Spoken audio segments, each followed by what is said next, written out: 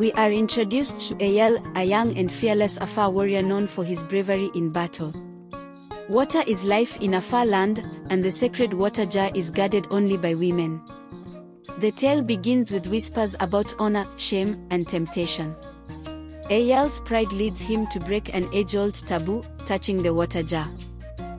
In the endless sun-scorched desert of the Afar, where water is life and life is guarded by honor, traditions rule like unseen chains.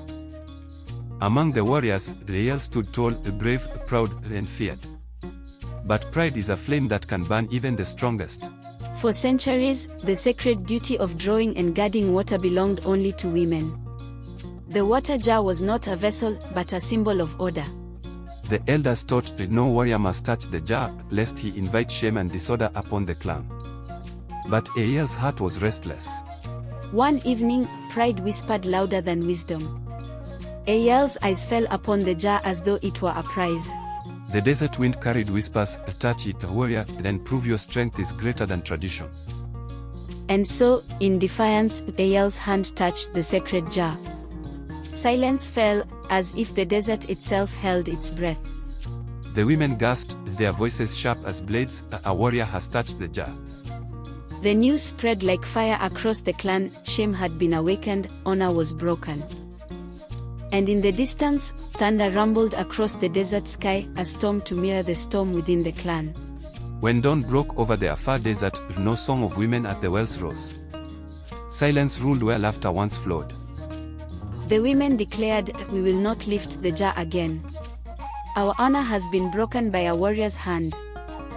As the sun rose higher, thirst burned in the throats of children, camels groaned in hunger, and men searched desperately for a drop. The elders gathered under the ancient acacia tree, their voices heavy with grief. A rule broken is a wound to the soul of the clan. Ayele was summoned. Before all, an elder spoke, "Warrior, you touched the jar of life, and now our honor bleeds." But Ayele, proud and fierce, raised his chin, "Water belongs to all. Why must only women touch the jar? Am I less, that I may not?" Whispers spread through the camp like wildfire, "He mocks the old ways, he challenges our very bloodline." An old matriarch rose, her voice trembling with age and fury, "A warrior who touches the jar brings shame not only to himself, but to every daughter of Afar." The elders struck their staffs to the ground. There must be judgment. A warrior's trial will decide if Ayele is worthy or cursed. Thus, Ayele's pride chained him to destiny.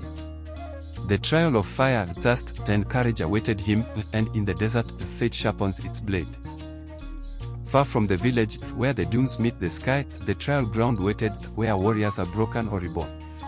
The eldest elder raised his staff, "Ayele, your pride has shaken the roots of our people. You shall face the trial, 3 tests of fire, thirst, and spirit."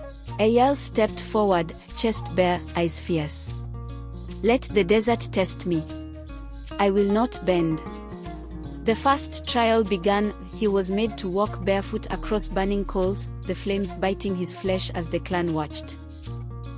Next came thirst. He was cast into the desert, forbidden water, with only the unforgiving sun as his companion. Days passed, and visions rose in the heat. He saw the jar floating before him, water spilling like jewels onto the sand.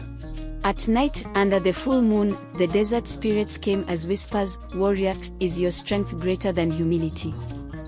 Exhaustion crushed him. On his knees, he dug his hands into the sand and cried out, "Why should honor weigh more than life itself?"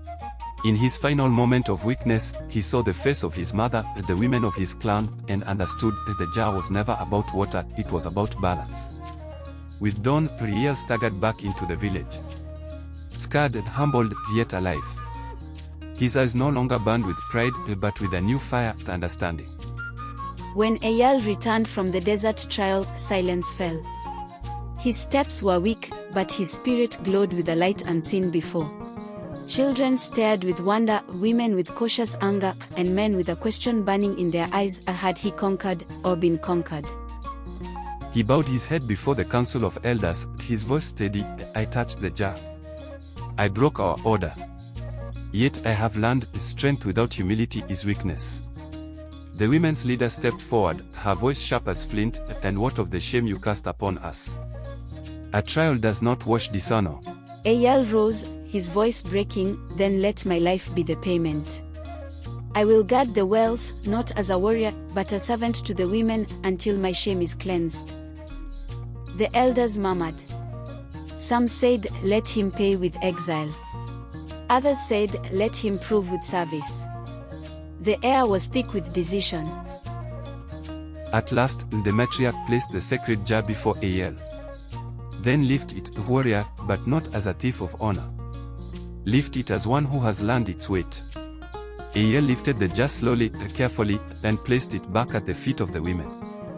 Not a drop spilled, not a gaze lifted. In that moment, balance returned. The elders struck their staffs and declared, from this day, let the jar remind us, strength and humility must walk hand in hand. And so, the tale was passed from fire to fire, the warrior who touched the water jar, and through trial, shame, and sacrifice, taught his people the true meaning of honor.